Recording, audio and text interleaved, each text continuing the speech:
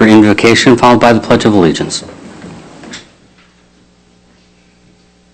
Heavenly Father, we just thank you for another beautiful day in Berry County. We thank you for the opportunity to serve our community. We ask that you bless and guide our decisions as we make those decisions to impact the benefit of our community. In your name we pray. Amen. I pledge allegiance to the flag of the United States of America and to the republic for which it stands, one nation, under God, indivisible, with liberty and justice for all. For the purposes of attendance, the clerk will call the roll. Campbell. Here. Connor. Here. Geiger. Here. Getty. Here. Gibson. Here. Jackson. Here. Smoker. Here. Thank you, Madam Clerk. Approval of written agenda at this time. Any commissioner or any member of the public may ask for an item to be removed from the consent agenda and placed items for consideration. Hearing no such request, does any commissioner wish to change the agenda? Hearing no such request and without objection, the agenda is approved as written. Reports from state and county officers. Does any state or county officer or their representative have a report to share with the board? Limited public comment at this time. Any member of the public wishing to address the board may do so for up to 3 minutes.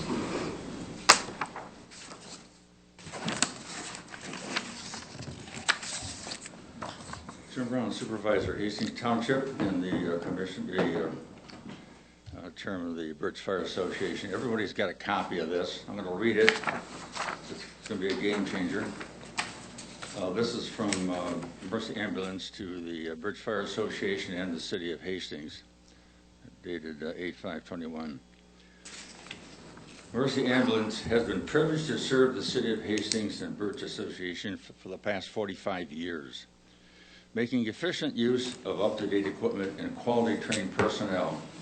Has kept the cost of operation at a level that made charging for the service not necessary, which has been beneficial to Mercy Ambulance and the citizens we serve in Hastings and the Birch Fire District. As time has passed, Hastings and Berry County has increased in population. It was getting older. Cost of operation, medical and mental health incidents have changed, and the current business model is not financially or logistically possible. Looking down the road for the next several years, a reasonable amount of subsidy is necessary to offset the rise of such costs. To keep this cost as low as possible, Mercy Ambulance plans to make a substantial investment in additional equipment and personnel to meet the needs of our system. They've been doing this for nothing for 20 years. This investment will allow the efficient use of the entire operation for the City of Hastings and Birch Alliance for the next 5-year contract. The investment into personnel, upgrading and purchasing equipment, and cost of operation is $118,602, which would be billed annually on the basis for the first 2 years. Afterwards, an increase of 3% for years 3, 4, and 5 would be applied. The billing time frame may be structured with the current City Birch cost sharing agreement, and listed below is the cost. Because of the shared financial commitment by the City of Hastings and the Birch Alliance, the service will be limited to the geographical areas both entities serve and not to exceed a 60-mile radius. Any expansion would have to be approved by the Hastings City Birch Alliance to assure proper emergency service coverage is optimal. It is conceivable that a strategic expansion could reduce the cost of the Alliance while effectively keeping the served at a high level for all Alliance members.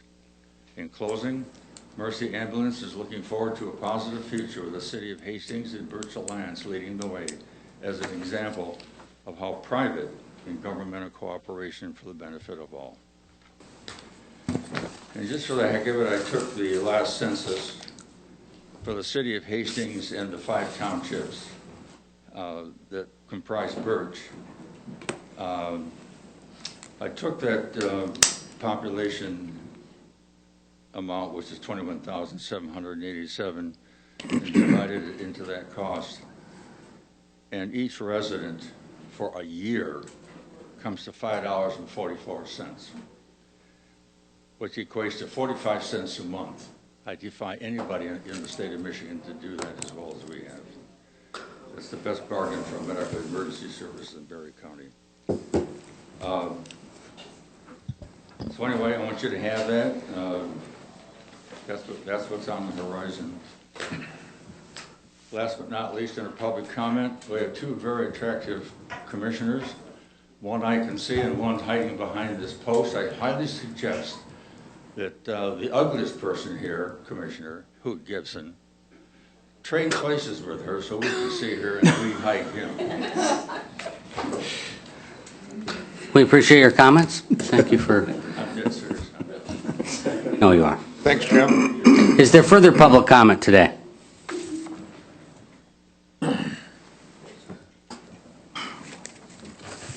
Hello. Hello. My name is Kaylin Rhodes, and I live in Dowling, Johnstown Township. I am here as a wife, a mom, a Nana, and an educator for Maple Valley School District. And I want to speak on behalf of our children and on behalf of some of our educators. I know currently right now that the health department has not told us that we have to go back to masking. They have not told us that we have to get our shots, our COVID shots. And it really is harmful for our children. So I am here on behalf of our children, especially because they can't speak up. And I would like to share two stories. Last year I taught virtually with our kids, with our second graders. And the students that their parents really had them at school every day, at all of our meetings. I was online with these kids from 8:30 in the morning until 1:30 in the afternoon, and then I went and I videotaped my lessons for the next day or for the next week if I was ahead. And the kids that were there did amazing, and they, I think they enjoyed it, but they still missed the face-to-face. They missed the social. And now those parents are going to send their children back, and the way the rest of the state is going, I'm just very fearful that these kids are going to have to be in masks. Now, I don't know any of you guys personally, but I have two beautiful granddaughters, and it broke my heart one day when I was in the store with one of them, and she starts crying, and I said, "What is wrong?" And she said, "I can't breathe." And I said, "Take off your mask. Take off your mask." And she did. And just the relief of that coming down off of her was amazing to see. My other granddaughter, I picked up not too long ago from daycare, about 2 weeks ago, and everybody in the daycare facility had masks on, including children, including my 3-year-old grandson that goes there. And I'm like, what is going on? We're not masked. Well, the health department and the licensing bureau tells us that we still have to be masked. Shame upon them. These are our children. We talk an awful lot about social emotional education, which is part of critical race theory, actually, which we should not be doing. But social and emotionally, how are our kids going to be if we go back to masking them?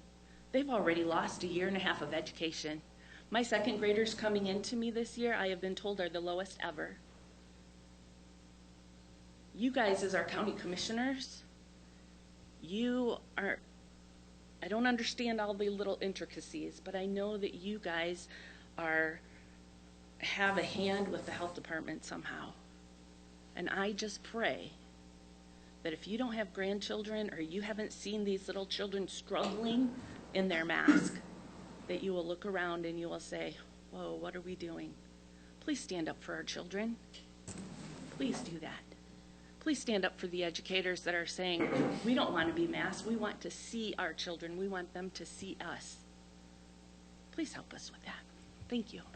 Thank you for your comments. Is there further public comment?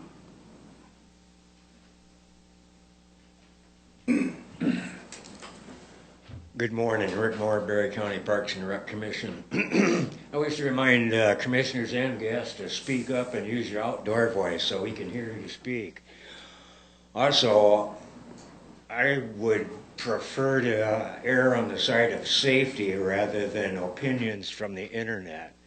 And children, if they saw their parents wearing masks, would be more likely to wear them. You don't need to wear them at home. But you notice in Oriental countries where they've been worried about epidemics for years, they wear masks all the time. And you can breathe while wearing a mask. I wore a mask for a long time and had to get rid of the habit of breathing through my mouth because of the mask. But then again, I might not have gotten COVID because of wearing that mask. So it's a good idea to do that. So where I consider myself a libertarian in some ways and always erring on the side of liberty, at the same time, I wish to take care of friends and families. And if something as simple as wearing a mask can do that, then that's great. Thank you, Mark, and this other guy for doing that. Inspire us to wear a mask. I've got one in my pocket right here. But the children are so important and their lungs are so delicate that they really need to be taken care of to the utmost degree. Thank you very much. And remember, use your outdoor voice and speak up. We wish to hear what you have to say. Thank you. Thank you for your comments. Is there further public comment? Hi, I'm Faith Byconen. I'll use my outside voice. I'm also from Dowling, Johnstown Township, and I appreciate your work. I also am an educator here in Hastings part-time. I'm a mom, and I'm an American citizen. And I, unlike you, I see the not including the internet, that our masks are dangerous. They have a lot of bacteria in there. They do not let you breathe clearly. If you have any sort of lung problems, it's hard to breathe. I'm a pretty healthy person myself, and I despise them because I do not breathe in them. My children have had to wear masks in college and in school. They've had to wear them playing sports. It is not fun. It is not fun at all. It is not fun to see my daughter playing sports, struggling to get a breath, when you know that this girl is healthy and she'd be breathing hard anyway because she's working hard, but it is hard. I have heard my middle school students say, I like my face covered. I like these masks because I like them covered. Now, who wants to hear any student say that they want to hide behind a mask? That is not healthy socially or emotionally. My daughters, when they've had to quarantine as many times as they've had to, I had a daughter step out of school because she couldn't handle, this was a college student, I understand, she couldn't handle the online learning. And now they're thinking about making her take a jab to go to college. And so now they have to figure out if it's important enough to go to college to put something in their body they're not sure is medically safe for them yet. So I'm encouraging you to do studies outside of the internet and make sure that you're doing right by people. We are Americans here. We can choose. I think a lot of us have made a lot of We've read a lot. Not everybody reads just what's on the internet. We read a lot of studies, and we can be American citizens to make our own choices. So I appreciate, too, if you encourage the health department. And I'm sorry, I hate mask debates, and my kids, they shut me down every time I talk about anything like that because they're sick and tired of it. We're just sick and tired of COVID. But please let it be a choice. Thank you. Thank you. Is there further public comment? Hi, my name is Denise. I wasn't going to speak, but... If you could speak into the microphone, Oh, I'm we'd sorry. appreciate it. Thank you, Denise. My name is Denise. I wasn't going to speak, but I think it's really necessary that I do. Can I have you guys write down some numbers for me? Sure. 119 over 67, 102 over 60, 100 over 58, 103 over 70, 94 over 69, 160 over 102. If this is division, Michael, we're going to need you. I don't even know that. Those are my blood pressures, according to my medical charts. Can you tell which one I was forced to wear a mask? Yeah, masks are not for everyone. In fact, if you were to go to a job and they were to require you to wear a mask, you would have to complete a medical questionnaire. It's 4 pages long. It asks you if you've ever had broken ribs, heartburn, irregular heartbeat, PTSD, anxiety, ADHD, trouble smelling odors, claustrophobia, seizures, diabetes. This is from the CDC. You can't legally wear a mask at your job unless you've completed the training, putting on, taking off, proper disposal of your mask. I can't wear a mask. I don't know how you can just force everyone to wear a mask. It's not healthy. You can't smell dangers, rotten food, gas, fire. I could go on. I have 70 years worth of studies here that show that masking our children is horrible. I just implore you to use whatever you have in your heart, in your mind, in your power to keep our choice to take care of our health the way we see fit. Thank you. Thank you. Is there further public comment today?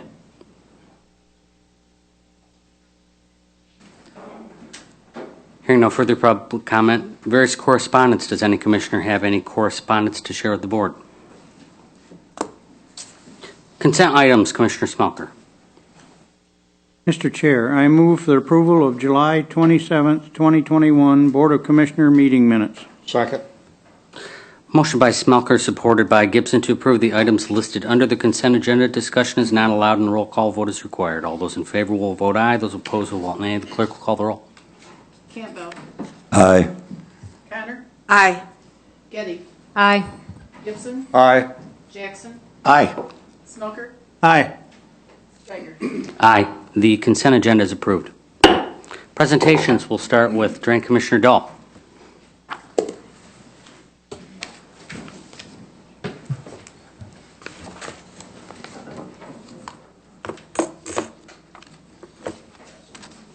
Sure.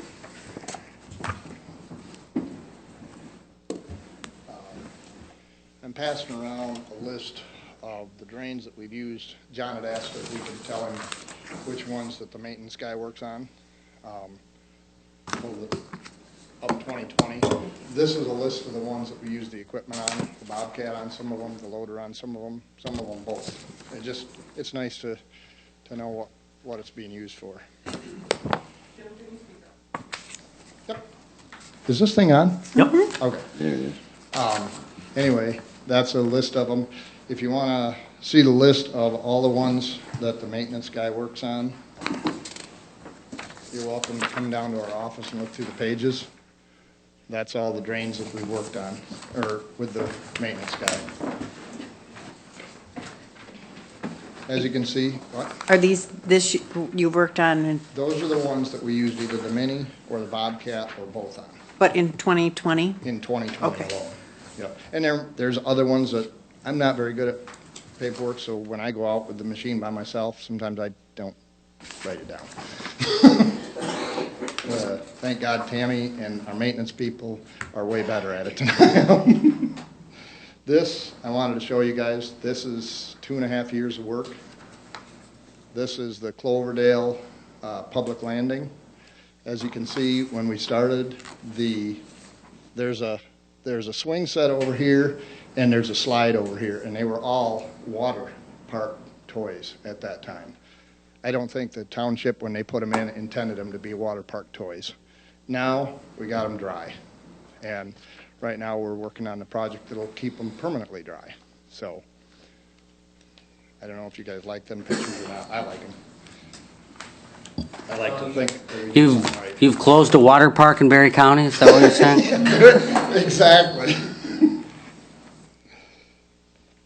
I don't know if you guys had a chance to go through the report. Earl Craven does our trapping. He got 58 beavers off the drains last year alone. The biggest one was 68.5 pounds. Pretty good sized rat. We're still working on, we do have a bunch of district boundaries to redo this year. We've been working on them for the last 2 years. We have a lot of drains that people required work on, but the district boundaries are 50 to 75 years old. Tammy's phenomenal at doing splits and combos, but for some reason she can't go back 40 or 50 years.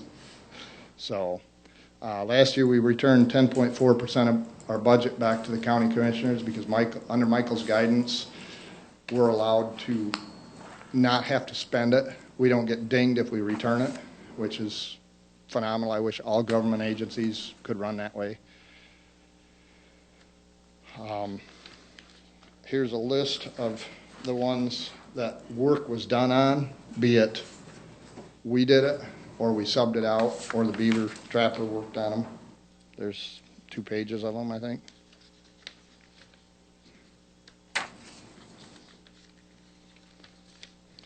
And that's about it. The update is we had to thank God the people on Long Lake are watchful of our activities. We had an issue with SkyTrack that they moved our... What's SkyTrack? What's that? SkyTrack? Fancy dancy off-road forklift. They telescope out, they're 4-wheel drive, they're made for construction jobs. They drove in when they were picking up the sheet piling and popped the culvert out open and made it a little kitty wampus. Doug Banfield, Dave Jackson, different ones called me up and said, hey, something doesn't look quite right here. So we got that fixed Friday. It had actually jacked thing far enough, it was about 2.5 inches low. So we got that reset Friday. The foundations were dug back out, replaced with stone, brought back up to the right level. They're all squared away now. Thank God for the people watching. We love people watching our work. It makes it a lot easier for everybody. We didn't think it would move that bad because each one, there's 2 pieces of the box culvert and each one weighs over 9,000 pounds. So we didn't really think that would happen, but it did. We caught it. We got it fixed. The Cloverdale outlet, they've got the riprap in, the tiles across Guernsey Lake Road. We've worked most of the way up to Cloverdale Lake. Right now we're waiting for the final structure to be poured. Thank God for COVID because it's really messed up our time frames. Grand Rapids Concrete is pouring that as we speak, so that hopefully in the next 2 to 3 weeks we'll be dry and ready to go. Then we'll start sheet piling, and we're golden on that. We did last Friday get the bids in for the Watson project. We went over assessment rolls yesterday. It's a really expensive project, $5.5 million in the computation of costs. We will come to the county and ask for full faith and credit because it will save people interest rates. We were looking over what Joe Kalani got a week ago on some, and some of the interest rates were 1.8% for 20 years, which is a phenomenal rate. So we will be coming to see you guys on that. The Pine Lake project we're still moving forward with. The Wall Lake project we're moving forward with. As you can see in the report, we got 8 petitions last year. So we are having a board of determination this Thursday for Garbo. The 23rd is Walcott. We still have to schedule MacArthur and Payne Lake before the governor adds any more rules back to us. We dragged our feet on the petitions last year because we couldn't meet in person. And if somebody's going to be mad at me, I want them to be face-to-face and holler at me instead of hollering at the TV and looking at me. So, but any questions? All right, thank you, Jim. We're going to start with Commissioner Campbell. I have no questions, thank you. Commissioner Jackson. Morning, Jim. One of the questions that came up with that bridge, and I forgot to ask that as well, the fire department was at Hope Township last night. That is rated for 40,000 pounds? Yeah, yeah. Okay. They wanted to be sure fire equipment was safe to go Yeah, across that. It's the same culvert that they put in the road. Okay. So Looked like the bridge was set properly, and they're in the process of maybe taking out the temporary road? Yeah, I haven't had a chance, I talked to Dave this morning, but I didn't get a chance to talk to him on that one, when that driveway is gonna be open. I would expect they should have everything done within the next week. Okay, and then with the Cloverdale to Long Lake drain, you're saying that's gonna be, they have to pour some concrete, let it set for a couple weeks? Yep. And then finish, they'll put the sheet piling in and start putting the pumps and the filters and all that stuff in there? Yep. We thought we'd have the filter in by now, but like I say, everything's been about 2.5, 3 months behind because of COVID. The lake structure there, we were really lucky on that one. The property, and this is just an aside, the property owner that bought the foreclosure is a Yale graduate that does legal research. And he looked over the easement, which in 1904 they were somewhat well-written. But we found that there was nothing in that specifically called out a structure to the top of the ground. So we had to move that structure off to the edge of his property, which luckily they hadn't poured the structure because the rotation of the outlets would have had to been re-poured and we would have lost money on that. But as it was, they hadn't quite poured it, so we got lucky on that. What's the chances of getting, and we also found out 1925 highway use law says to work in the easement, the road easement, unless it's been bought by the road commission, you have to have not only a permit, but a resolution from the road commission and one for the overseeing entity, which would be the township. So those are things we told the engineers, and they said, no, that's not possible. Everybody does it. Well, it's not legal. So we've learned a lot of things on this project. So anyway. Interesting. So you've got the bids in for the Watson Drain? Yes. Multiple bidders? 6 this time. Awesome. We had 15 show up and 6 of them bid it. It's a lot easier project.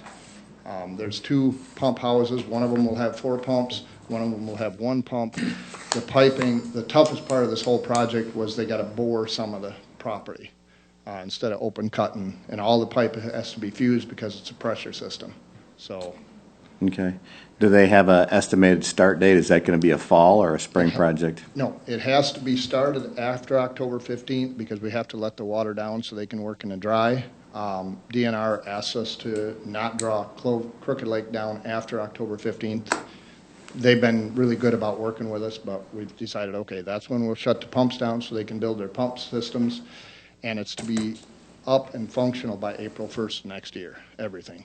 So it gave them about 6 months worth of working time, and we were lucky we got a lot of bids on that. We had 117 contractors we sent the bids out to. We had 15 show up for the pre-bid and 6 of them, and the numbers ranged from 1.9 million to 2.9 million. So we went with a one-time.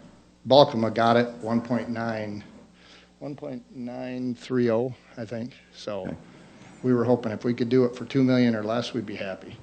And I told the engineers, I want 2 things. I want cement buildings or cement block buildings, and I want steel roofs. I don't want any maintenance being done on this for the next 50 years. So, and that's the best, concrete buildings with steel roofs last forever. So. When you were on the county board, I always turn to you. You are our roof guy. In this county government, you're our roof guy. Yeah. Do you know what the current lake level is for Cloverdale Lake? It's still setting at 926.4. And your goal is to get it down to? We're hoping to get it down to 925. We have a permit to take water north down to 925.2. 925. So they're within almost a foot of your target goal. Is that Crooked Lake or Cloverdale Lake? Crooked Lake. Oh, Crooked Lake's within a foot. Oh, okay. did you say Cloverdale? I said Cloverdale, but. Right now, Cloverdale is actually lower than what, I looked at the gauge. We were down there with the kids swimming Saturday, and it's actually about 5 inches lower than what we sent out our letters for.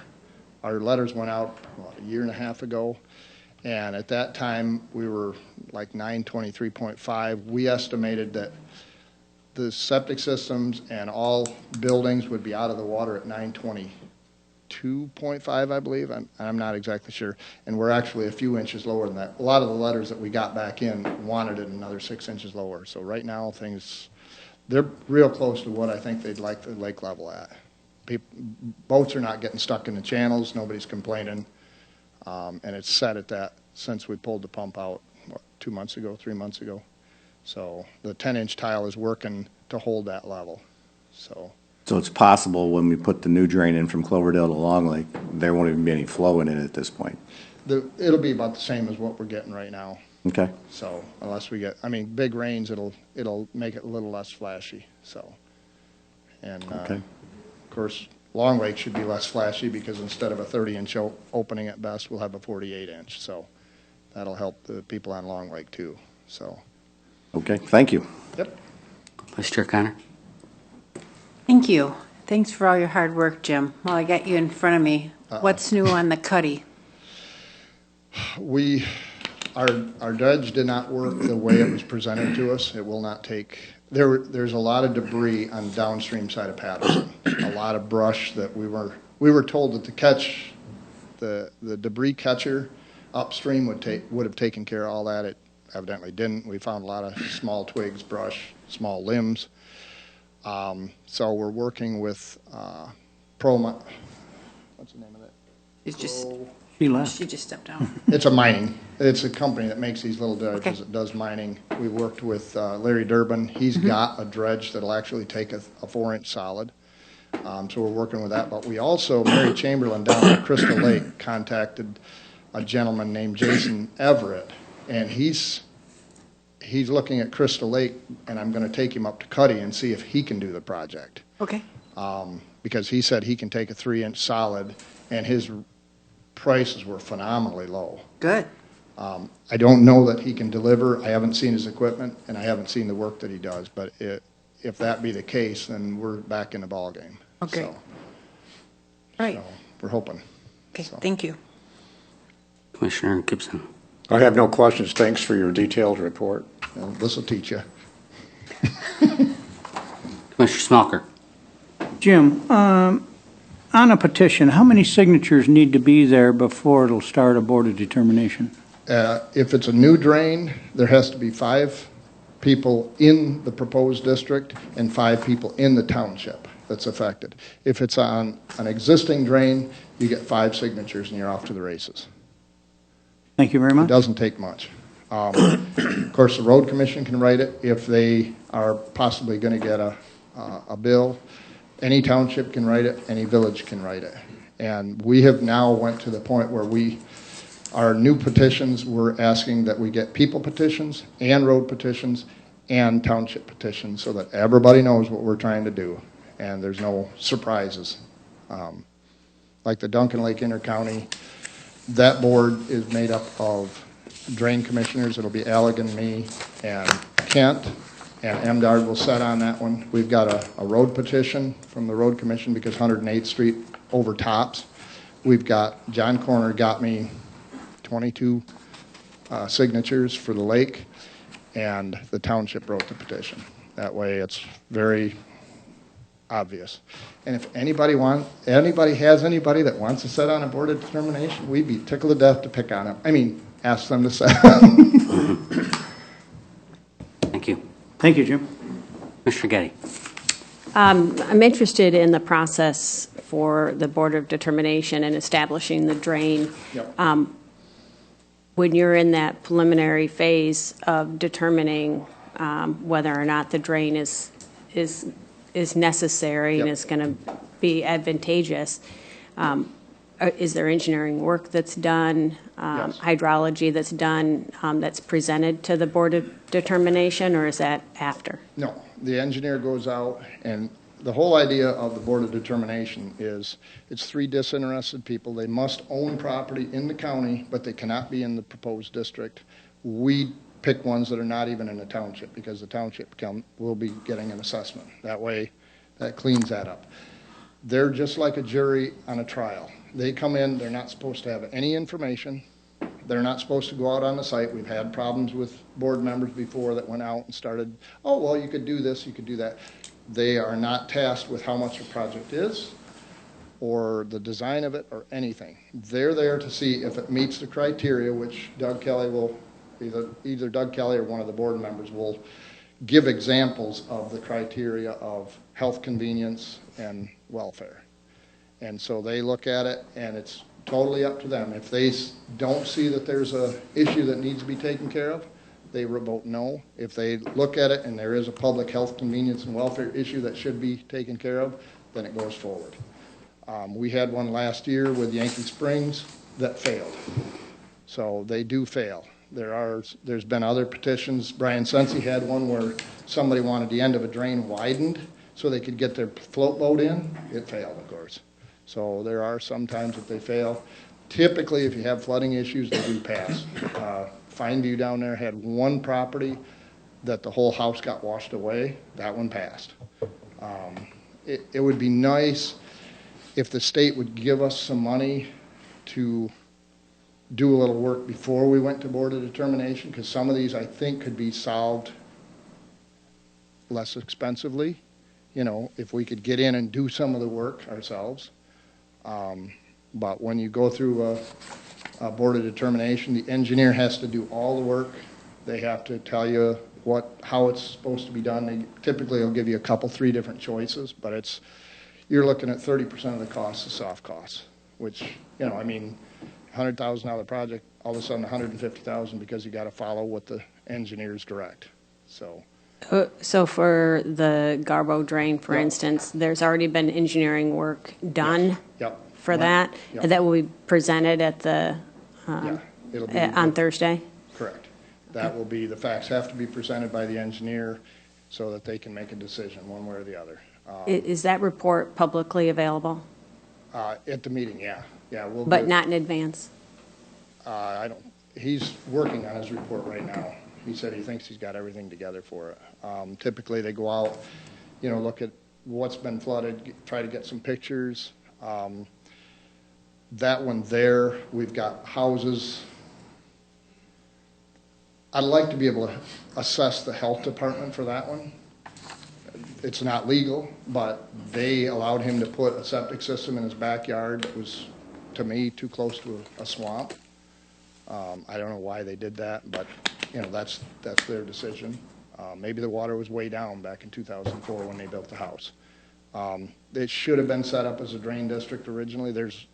There's at least one easement that says drain, but it doesn't say who it calls out to. So it's, you know, there's a lot of, we're trying to correct a lot of things that should have been common sense back 20, 30, 40, 50 years ago. So, but anyway, I hope you and John are going to be there. I'll be there. I don't know how it's going to go. The road commission wrote that one. That was before we started going to the townships and the people and making everybody sign one before we did. We did talk to the township last year through a video call and asked them if they were on board, and they could see the reason that it should go to Board of Determination. Does the drain district, is it set up to control high groundwater? Basically, yeah. Take care of whatever's flooding. Not surface runoff, but No, a high water, high groundwater level? It doesn't, I mean, if you have high water levels, that's going to contribute to the issue. With that one, there's a lot of water runoff. The reason the road commission wrote the petition on that one is because they had to literally raise the road 4 inches to keep the water out of that swamp and keep it out of the houses. They went to Brian Finkbinder. He was okay with holding the water on his side, but for almost, I think, and I talked to him this morning, about 18 months, they expected that water to overtop the road through the winters. And so they said, you know, we can't do this. It ain't our fault because they contribute very, very, very tiny bits of water. But, you know, it does impact their roads, so they do, you know, they'll have a contribution, but they do have a gain by it. So, and it's just that one's kind of a tough one. So there's, being an armchair quarterback, you can go back and say, well, if they would have done this, or they would have done that, or they would have done the other thing, we wouldn't be in this position. But we don't get to go back in time and fix the things that would have cured all these problems. So. Thank you. Thank you. Any more questions from commissioners? All right. Thank you, Jim. See you kids there. You're all invited to that. If any of these boards of determination, it's a really good learning experience. So a lot of people don't understand the drain code whatsoever. Even if You can read that thing 15 times and still. I'm sure many do read the drain code 15 times. Yeah, that's some of the best reading. It's hard to read, and then once it's put into application, you start having to do the history on it, why the stuff was done. It has morphed significantly in the last 100 years. It started out to help farmers. Now it's went to the point of curing flooded homes, lake levels, all sorts of good stuff. So, all right, thanks, kids. Thank you. Have fun. If there's no objection, we'll take a 10-minute recess. Hearing none, we will stand at recess for 10 minutes. Go ahead. He used to sing in the choir. You did? It's hard to get the shower there. In the band, played in the high school band. What'd you play? Trombone. Oh, clarinet.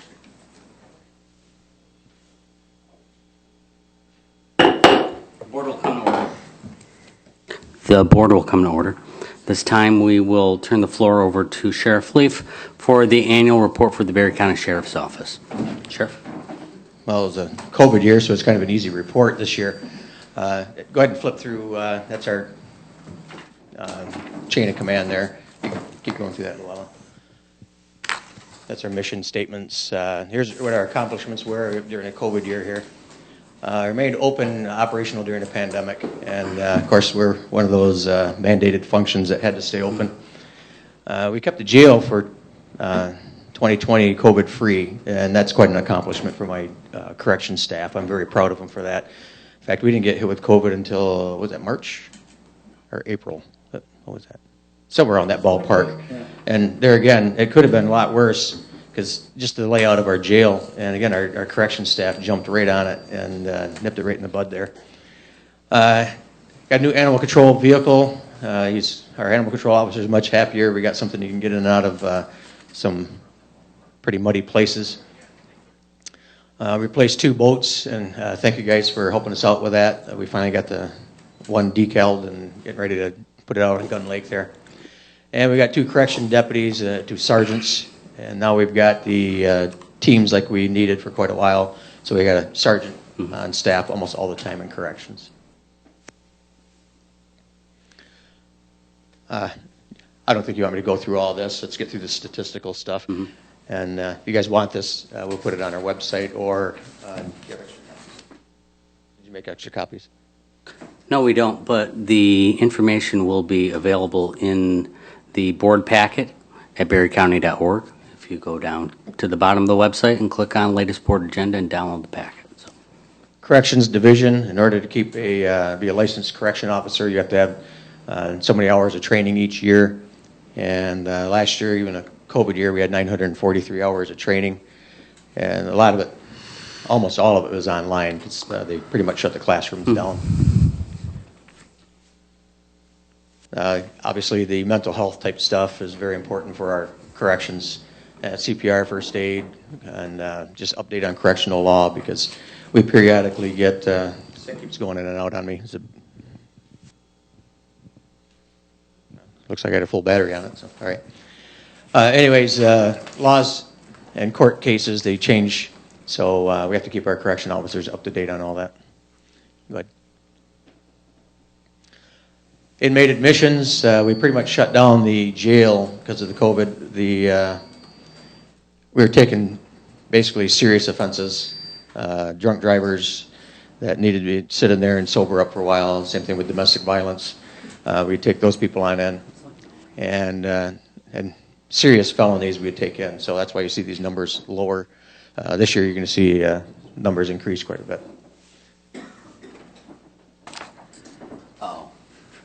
Never thought I'd see this again. The average daily population last year was 66. And it may sound like it's workable, but we had to take some of these cells and put them into quarantine. We have to have a male, female cells. So when we do get somebody comes in, we quarantine them for a couple weeks before we put them back in the general population. So that took up some of our space. Sheriff, these are the speakers, and so our feedback is coming when we walk under those. So, all right, I'll stay up here. Fingerprinting, what we did to help out with the fingerprints, because fingerprints don't go away, we're gonna have to do them. And what we did is, with the help of David Schinover over here, we managed to take the fingerprint computer and we put it into the Titan building, and that way we keep caught up on criminal and CPL fingerprints. Drug screening, we stayed away from that. Again, the goal was to keep the COVID out of the jail there. We didn't want that to get expensive on us if somebody got COVID and ended up in the hospital.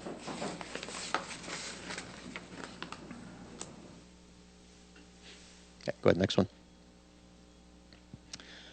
Inmate meals, $75,561 at $1.79 per meal. If you look back at 2016, it was like $1.39 a meal. And of course, we had more people inside the jail. We buy in bulk. And plus, things have gone up since then. But last year was $1.79 a meal. This is some of the services that we work with the courts on. And it's mental health services. And, oh, I'm sorry, I'm ahead of myself. Berry County Community Mental Health, we got a very good working relationship with them still. It's been that way for years. They're a great organization for us to work with. Medical services, same thing. We do, it's mandated that people have to be allowed to do their church services, religious services, and we have Forgotten Man Ministries that does that for us. And there's so many religions out there, and they coordinate it for us, and they volunteer in our jail for that. Here we are. Oh, community service. We didn't have much on the community service last year because of the, obviously because of the COVID. Plus, we start getting more and more mentals inside the jail there, and we get more and more people who do not qualify. That's called a classification. And if you don't classify correctly, we can't use you for any type of community service. Here we are. Cognitive behavior therapy and moral recognition therapy, MRT. And basically, one's trying to reprogram you on how you think and take a look at life. The other one is more of a trying to make you feel better about yourself. So, and these are stuff that sometimes are court-ordered. I should say all the time, I think, court-ordered. Alcoholics Anonymous classes, we have those going on in there still. Law enforcement, we got the 4 sergeants. We got the, we do 12-hour shifts there at the sheriff's office. And each sergeant takes a team. We still have our K-9, and I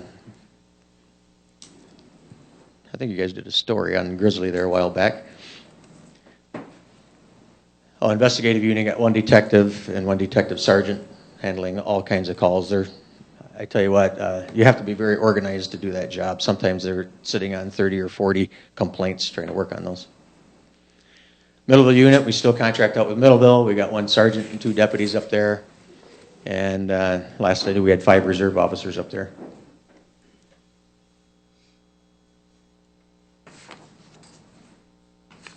This is a 416 Secondary Road Patrol.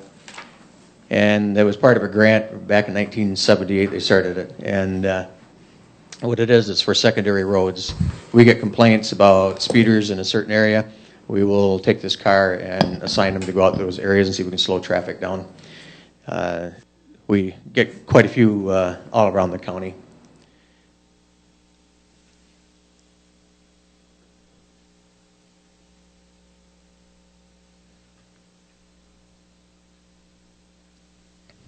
Oh, there we go. Thank you. Yeah, we can move on. Complaints we handled was 8,582. We're down a little more than 1,000 complaints, what we normally have. And again, everything was shut down in the month of April, and so it got really, really quiet at the sheriff's office. We'd go handle some calls, or excuse me, we handle all calls, but the calls were kind of a lot fewer and further between. Enforcement statistics, as you see right there, you go from left to right, 2016, and all the way to the right is 2020. And homicides, obviously we had the 1, but sexual assaults, those were down. Suicidal subjects, it seems to be kind of a thorn in our side here in Berry, and I also looked in Ionia County. For some reason, we kind of share that same problem there. Drug overdoses and death investigations. That's okay. That's okay, Lola.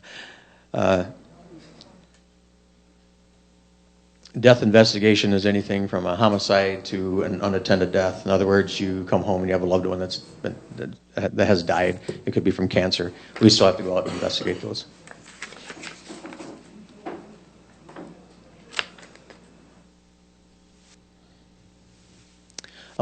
Malicious destruction of property, that was up last year. Larceny from the buildings, other larcenies. Larcenies overall were down. And retail fraud seemed to be up.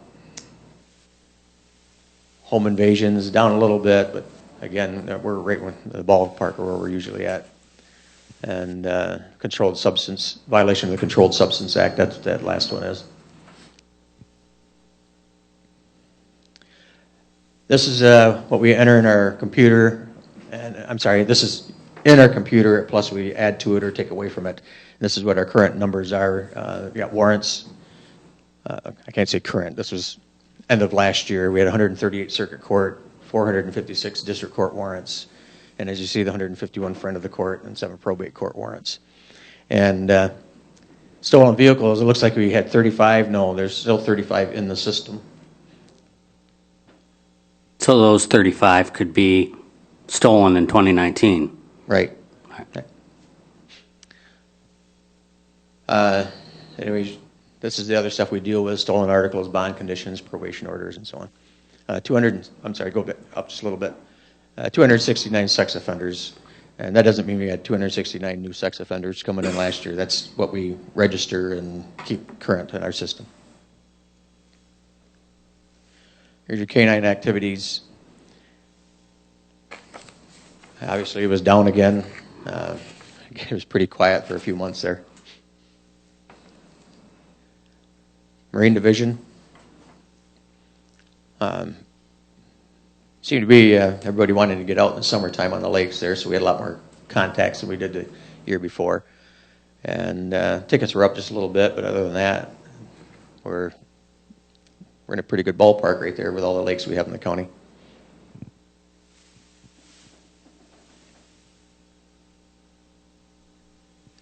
Records unit, this is Jean up front, and this is stuff she handles there. A lot of pistol sales. Again, 2020, they're right in the ballpark. Then we have the dealer sales, license to purchase, and it's a permit to purchase. For those who don't have a concealed pistol license, you have to get a permit to purchase a pistol.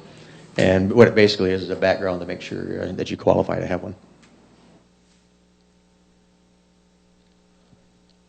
Here's the other statistics, and it goes right along with the amount of calls we take. And that long blue line there, that is the reports that they're filing for us. And you got citations, Freedom of Information Act requests, and background checks. Sheriff's Posse, they've been around since 1955. These guys aren't that old yet, though. We've had a very active posse since 1955, and we might be up a couple more members. I think it's a couple more in this year. And there's your details. Hours is 1,164 volunteer hours. When it says paid hours, what it is like a school will pay our posse to come in and do security at a football game or at a wrestling tournament or something like that. And they don't get paid personally for it. The money goes into the posse to keep the posse going.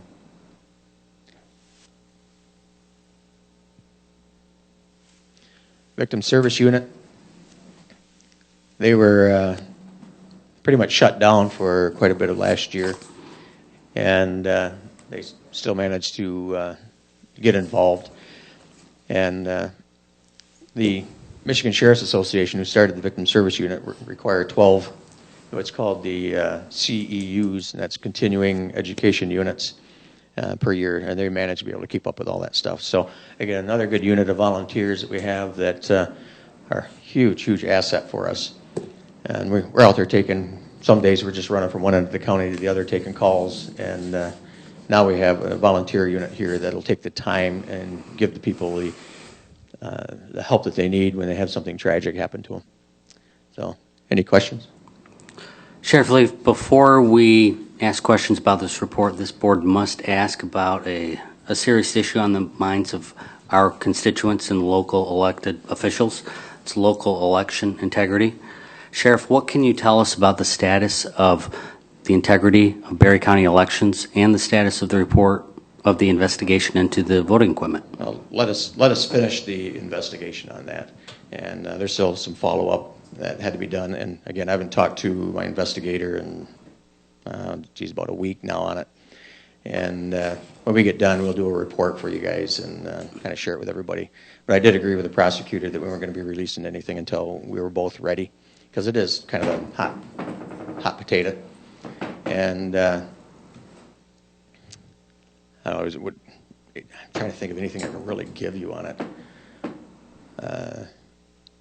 It's just a question that many in our community have asked about and asked more broadly, are Berry County elections secure? For the most And part, believe, I would say yes, for the most part, just from what I'm seeing so far. Okay.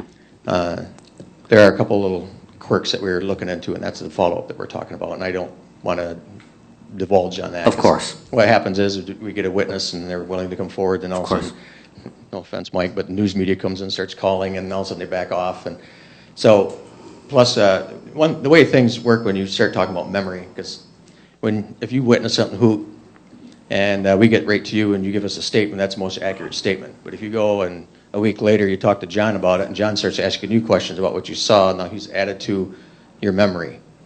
So it kind of distorts what actually happened. And then you add that, and the more and more people you talk to, the more and more it's like sausage inside your head. So that's another reason why we try and keep our mouth shut on some of these investigations. So. Well, thank you for offering that. Let's get into the report. We're going to start on this end. Commissioner Getty, questions? I guess I'd like to follow up with Chairperson Geiger's comments about the investigation.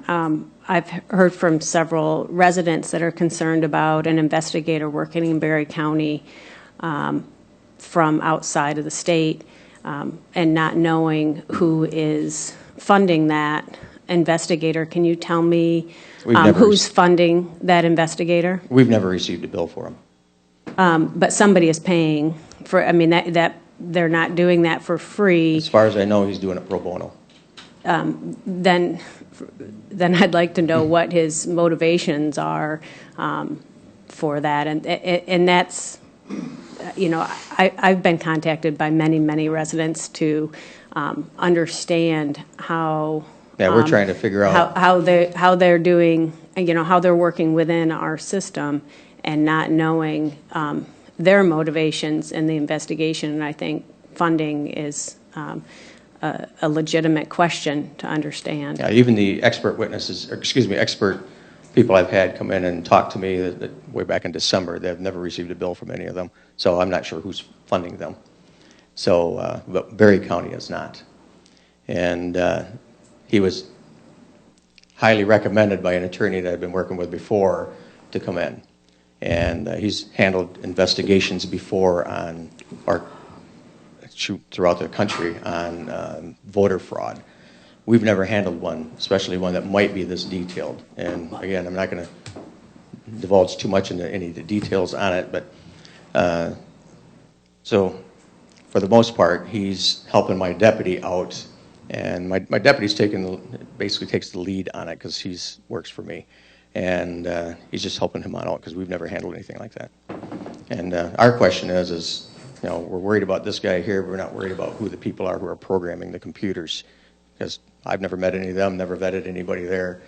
I don't know about anybody else, but that's a question that was asked of me. So, and I don't know that. I would be very interested to know, to ensure that our voting process is safe and secure. Certainly, that's the most important thing. And if we have a credible complaint and an investigation is deemed necessary, then if we hire an investigator, then we would ensure that they would be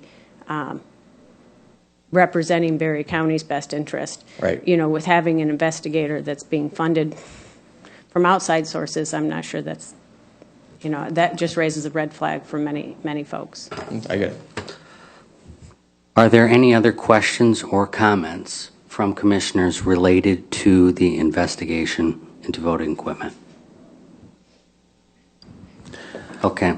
We will. Can Oh, go ahead. Thank you. I'm sorry. I'd just like to say that, yeah, we all know that this is an ongoing issue and it's got concern out of everybody, obviously, but I do respect the wishes of law enforcement, obviously. They are the investigators and stuff, and we'll look forward to a final comment on this at the end of the investigation so we can all be at ease. Well said. We will look forward to that. Right. Well, also you got to understand that I have an investigator. He doesn't handle just this call. He was also handling a missing person call and other stuff that comes on in. So it's not like we just dedicate him on this one subject. None of my investigators have that capability. So we don't have the staff for that. I got a question. Commissioner Gibson. Do you have any idea how much longer the investigation would last? Today I do not. Like I said, I've been gone a week. Haven't sat down and talked to my investigator yet. And our prosecutor, I think she's on vacation this week too. So I don't know yet. No. Are there any other questions or comments? Hearing none, let's ask John. On what? This is an election. Yeah, we're going to dive into non-election integrity-related questions right now, unless someone else has a question or comment related to the investigation. All right, we'll move ahead to the next topic. Do you have a question that's related to the report or something else? Something else. Okay, you can go ahead and ask. Dar, I see that you had on there your deputies and your man staff and stuff and the posse. You also have an auxiliary, right? Right. They pretty much were shut down last year, so they didn't turn in a report. They handle a lot of the church security functions that we're doing. Every now and then they'll go into a township, and because I got guys who are trained on what to watch for with like handling money, keeping a building more secure. Do they also do home inspections if asked? Yes, posse will do it, or the auxiliary. Okay, thank you. You're talking about like somebody going down south for the winter. Yeah. We're going to move this way. Commissioner Gibson, do you have any questions or comments? No. I'm good. Vice Chair Connor. You missed her for you're talking about the report I just gave here, right? Yeah, we'll come back around. Okay. Vice Chair Connor. Thanks. On the average daily population, why do you think that was down? Do you think crime was down? Do you think it's the new sentencing structuring? Oh, no, because we weren't taking people in like we normally do. So because they weren't committing crimes, or? Well, again, if it's somebody who's not a threat to our community at that time, okay, we were not taking them on in. So if somebody had a warrant that they had through the courts, if we caught them out on the road or something like that, we instruct them to try and take care of it, but we were trying to do everything we can to keep that jail COVID free, because again, that would spread like wildfire in there.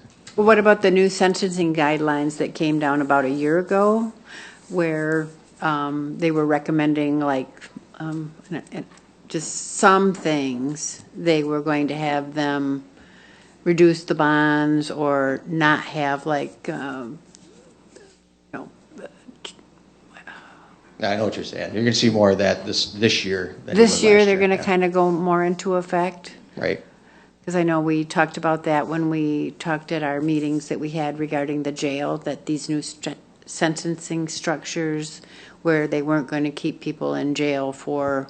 Oh, somebody driving on a suspended license, are we going to take them into jail, or how are we going to handle that? Failure to pay support, those types of things. Well, support, they've got a handle on for quite a while. They've gone out, and you'd be better at explaining that program better than I am, because we use a lot of the... In the past, we used to use a lot of the friend of the court arrest detainees, if you want to use that that language here. Anyways, we'd use them for a lot of our community service work, and well, now they've handled that to where they don't come into the jail so much anymore. Okay. So that's something I'll let Inez explain to you there. Okay, so. Nice work, by the way. You didn't mention anything about the physical structure of your jail. I know it's not in the report, but is there some kind of comment you want to make about some of the expenditures that we've had this year and Yeah, usually any give you- new reports you may have regarding the actual structure? Yeah, one of our headaches still is the locks, because there's no locksmiths that work on those locks anymore. So we're gonna have to do something about going with some type of electronic locks, and folks, that's gonna be major surgery, because that requires running the wiring. And so, yeah, I don't know if we want battery-operated stuff back there in a jail. I don't know if we'd be able to, because if the battery happens to go dead on us and you get a fire back there, that might be a violation of fire code. And I don't know if that would be a violation of the fire code. So, but yeah, we still have that problem. The roof is just about to the end of its warranty, and yeah,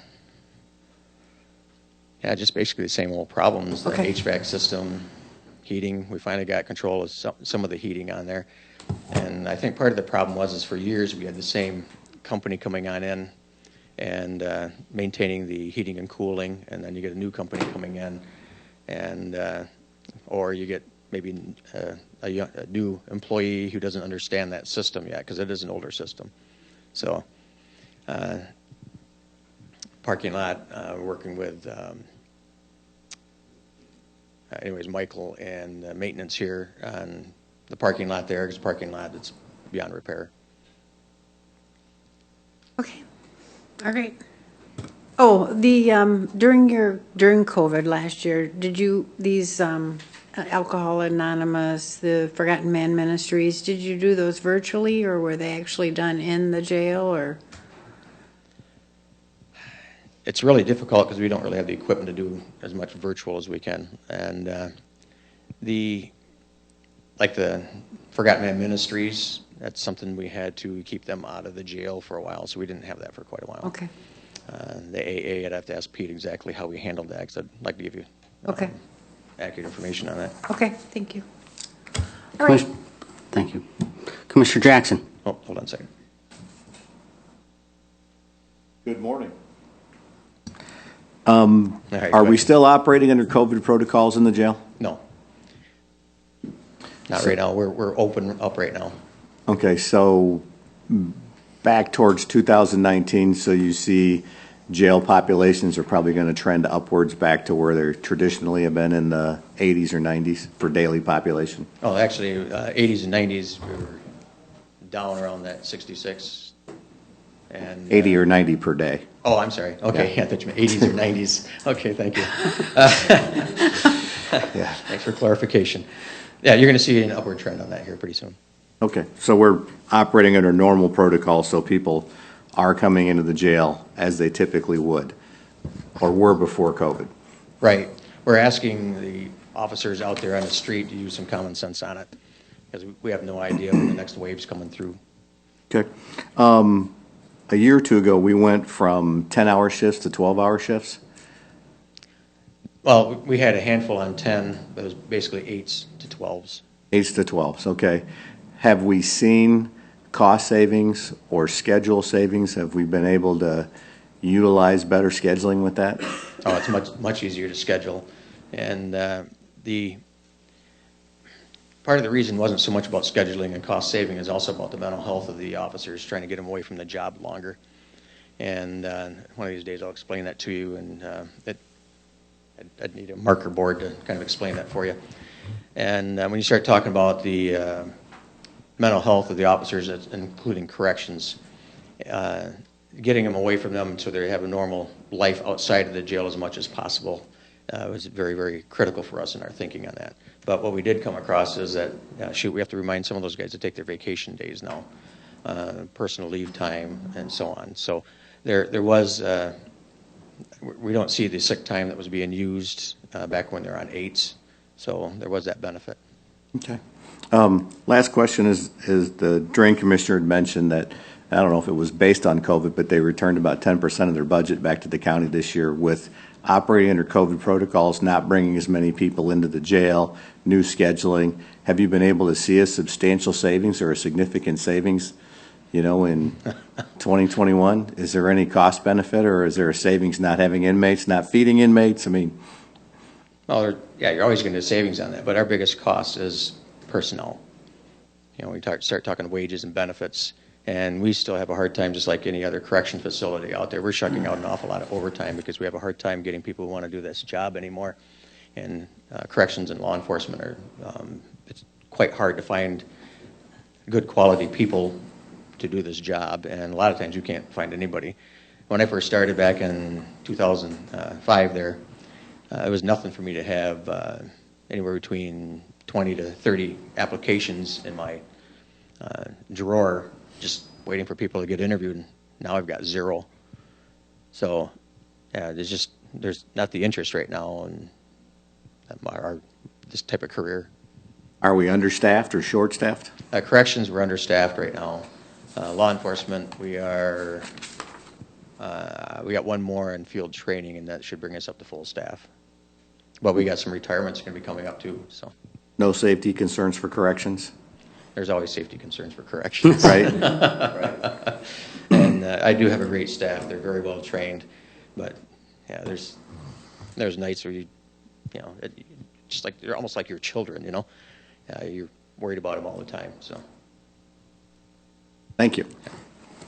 Commissioner Campbell. Just a couple comments. First of all, I think it's a beautifully made chart here. I really appreciate something that I can understand. It is very nice looking. I've been looking at it. It's a beautiful chart, and hi, Dar. I'm over here behind the pole. And the other thing, I just want to make a comment on your posse, a group that gives 1,164 volunteer hours. It's just, to me, amazing. And being out at the fair a week ago, I know a lot of them were out there. And help me with the name, the person you have in charge out there, the lady. Was just amazing to work with out there at the fair. What a great person she is. So, you know what I'm talking about? I think they're all amazing, so I've got Well, yeah, they're all amazing, but there was one lady that we were going to asking questions and getting things approved for our parades and things like that out there, and she just did a great job. Might have been Ginger? Yeah, Ginger. Okay. All right. That was it. Yeah, beautiful job. Yeah. Thank you. And wonderful thing about my posse is they're very, very low maintenance. Obviously, the sheriff has a final say on who he swears in and all that stuff, but they do a really good job of vetting people, and we really haven't had much of a turnover, and we got very dedicated volunteers right there, and love having them. Yeah. Like I said, they're just willing to dedicate those hours to us, so very proud of them. Thank you. Thank you. And Commissioner Getty. I do appreciate the report. The charts are fantastic. I love the color, so really easy to read, and you can see the trends over the years. I had a question on the drug screens. Who's doing those in the absence of you? Oh, the courts are trying are they to do still that. getting done? Yeah, those are weekend drug screens. And our court administrator did say not during the weekend, for those of you listening online. Okay. that was grant funded through, do you remember? Yes, we have 2 different grants that we're funding that. We actually, the Gale Drug Court Grant, Social Insure Grant, and the Sobriety Court Trust. There are several grants that are involved. Because it's funding it. We've also been doing the preliminary breath tests, which is a little mini breathalyzer, if you want to look at it that way. But with the COVID, what it does is it's a straw, and they have to blow through the straw, then you take a sample out of that. So you're blowing this, whatever they've got inside their lungs there, out. So we quit doing those too. We're working on getting it's a new system where they blow into it, and it stays within the machine there. So. Will the weekend drug screens resume? Again, it depends on next wave. Yeah, so we're really reluctant because now you're bringing in clientele that tends to be I don't want to say anything that's going to get me in trouble risk. here, so. Yeah. And then the other question I had was on the enforcement statistics, the violations of controlled substance. Those were way down over the last couple of years. Is that due to the legalization of marijuana and medical marijuana? Yes, and also, I don't have anybody in the drug team right now, and we're starting to see the effects of that now, especially around the Hastings area here and Dowling. And when we get caught up on staff, and it kind of spoils the rest of my staff when I don't have somebody in there because you got somebody else extra taking calls. But it's kind of one of those things that we're going to sit down with my command and figure out how we're going to do this again. And what happens is usually there's a communication, because when you're on a drug team, you're handling stuff from not just Berry County, but sometimes I've had detectives all the way down in Mexico before doing follow-up, and that's all through the state. And if they can't handle something here, then they'll either give it to us or give it to one of the state troopers on the working the road. So that holds to their stats, and so there's, yeah. Thank you. Any other questions? Vivian. You talk about waves. Are you talking about crime waves or COVID. COVID waves? COVID. Thank you. I don't know if another one's coming. It sounds like it, but I don't know. Just want to make sure, I mean, I know that some things did go down because of COVID, but I mean, with some of the things that, you know, we're probably going to see crime spike back up. I think we're starting to see it from the reports I've been hearing. Yeah, because like I said, when they shut everything down. Thank you. Any other questions or comments? Thank you, Sheriff. All right, thank you, guys. How are we doing, Commissioners? Do we need a break? Good. All right. We'll move ahead. Public hearings, we have none. Items for consideration. Mr. Chair, I move approval on transfers and disbursements. Item A, approval of prepaid invoices in the amount of $3,419,146.14. Item B, approval of claims in the amount of $54,101.53. Item C, approval of commissioners' reimbursements mileage in the amount of $184.18. Support. Motion by Gibson, supported by Smelker for the approval of transfers and disbursements. Approval of prepaid invoices in the amount of $3,419,146.14. Approval of claims in the amount of $54,101.53. And approval of commissioner reimbursements mileage in the amount of $184.18. Is there discussion? Hearing none, the clerk will call the roll. Connor. Aye. Getty. Aye. Gibson. Aye. Jackson. Aye. Smelker. Aye. Campbell. Aye. Geiger. Aye. The item is approved. New business. Mr. Chairman, I move to approve, in accordance with the Airport Commission Joint Operating Agreement, the expenditure of $19,685.60 to close and cap the 100 LL underground storage tanks at the Hastings City Berry County Airport, and to approve an amendment to the Hastings City Berry County Airport budget, Fund Number 295, increasing expenditure line item number 295-895-979-000 from $95,419 to $115,104.60. Support. Motion by Getty, supported by Smelker, to approve in accordance with the Airport Commission Joint Operating Agreement the expenditure of $19,685.60 to close and cap all 100 LL underground storage tanks at the Hastings City Berry County Airport, and to approve an amendment to the Hastings City Berry County Airport Budget Fund Number 295, increasing expenditure line item 295-895-979-000 from $95,419.0 to $115,104.60. Discussion? Hearing none, the clerk call the roll. Getty. Aye. Gibson. Aye. Jackson. Aye. Smelker. Aye. Campbell. Aye. Connor. Aye. Geiger. Aye.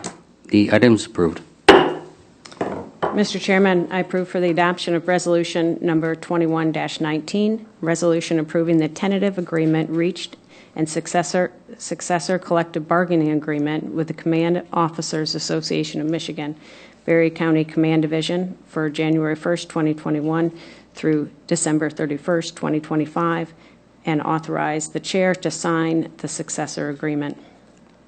Support. Motion by Getty, supported by Smelka, for the adoption of Resolution 2119, a resolution approving the tentative agreement reached and successor collective bargaining agreement with the Command Officers Association of Michigan, Berry County Command Division for January 1, 2021 through December 31, 2025, and authorize the chair to sign the successor agreement. Is there discussion?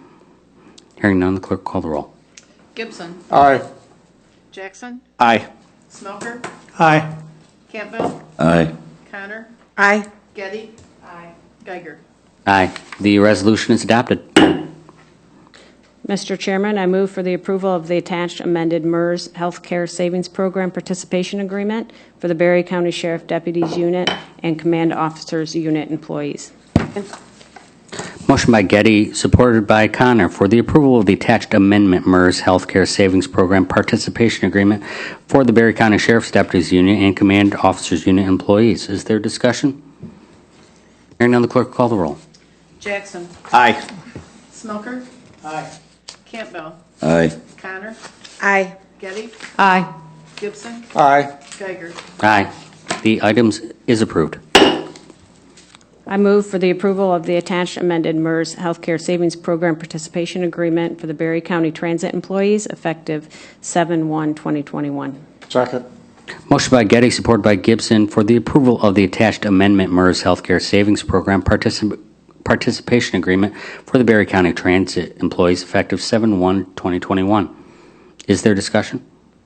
Hearing none, the clerk will call the roll. Smelker. Aye. Campbell. Aye. Connor. Aye.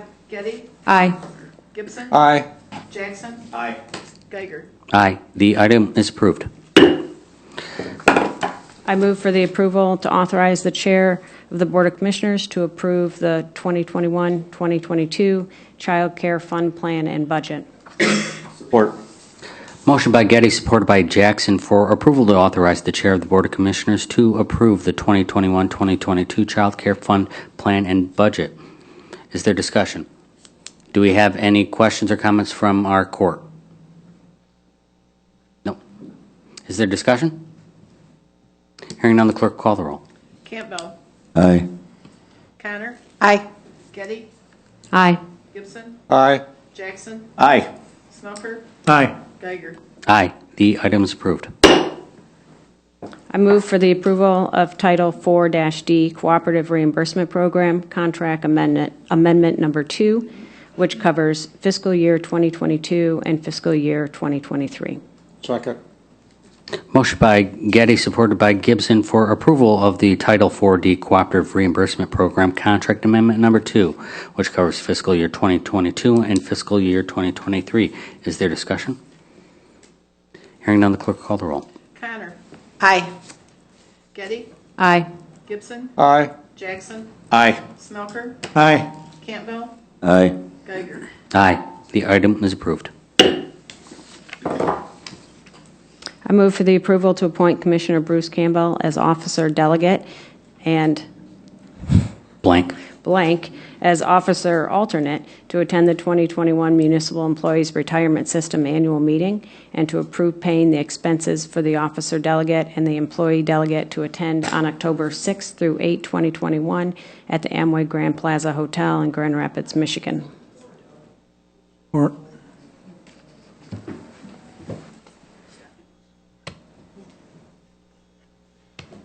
Motion by Getty, supported by Smelker, for approval to appoint Commissioner Bruce Campbell as officer delegate and as officer alternate to attend the 2021 Municipal Employees Retirement System annual meeting and to approve paying the expenses for the officer delegate and the employee delegate to attend on October 6th through 8, 2021 at the Amway Grand Plaza Hotel, Grand Rapids, Michigan. Without objection, I move to add Stephanie Lehman's name into the blank for officer alternate. Is there any objection? Hearing none, the amendment is adopted. Is there any discussion on the main motion? Bruce, thank you for taking one for the team. Spending a long weekend at a retirement conference. But I know that's everybody's dream. Experience. Yes. 8 months and you're already going for retirement.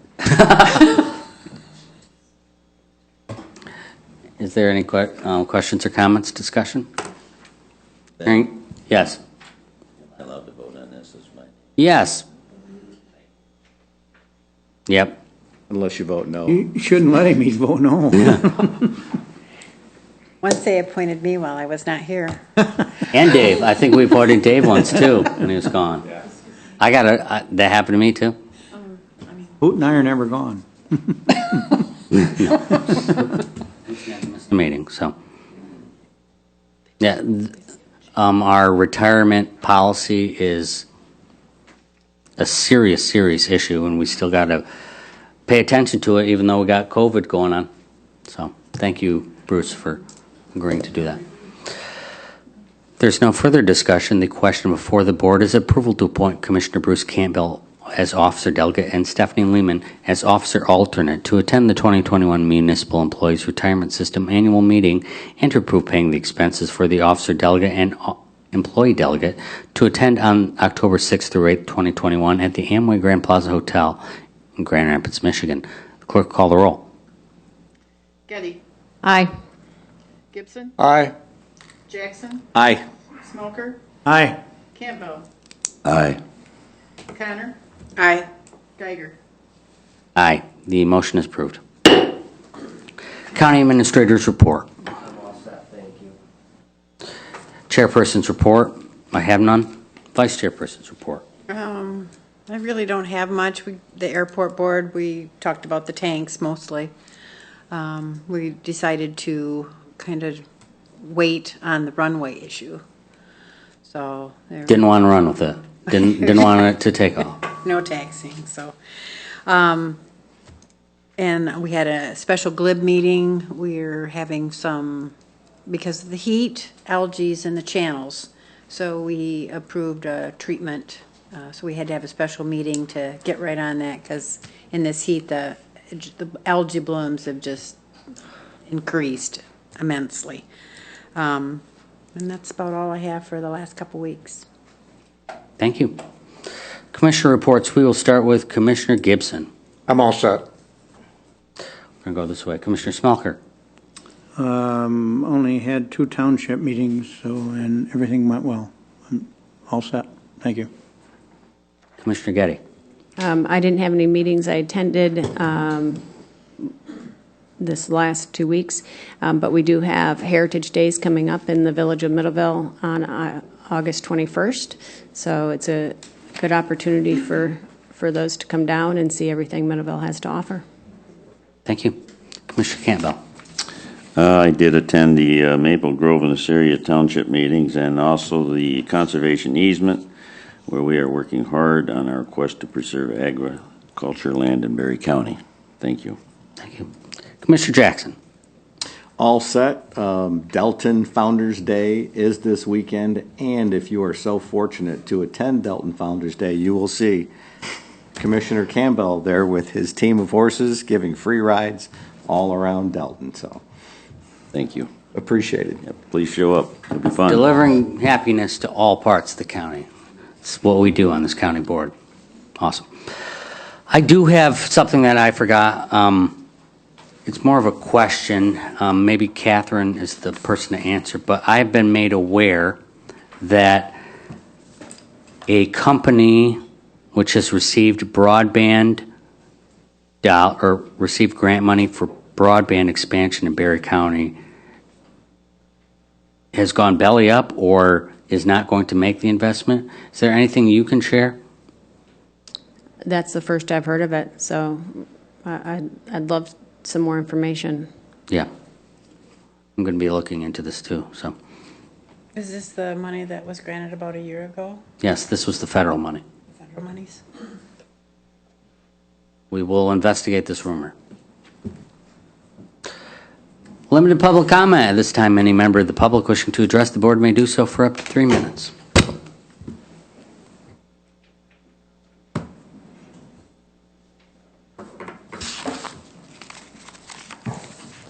just reminding you, one of the duties of the posse, right here. So, yeah, Tim's been with us for 20 years, right? Is that right? 22 years? So that's just one of the people that dedicated and helping us out, the whole county out, so, Tim, thank you. Tim is a good man, a steady, reliable part of this team. So thank you to and to all of the other members of the posse. Is there further public comment? Hearing none, there is no other business, and without objection, the board will now adjourn. Hearing no objection, the board is now adjourned.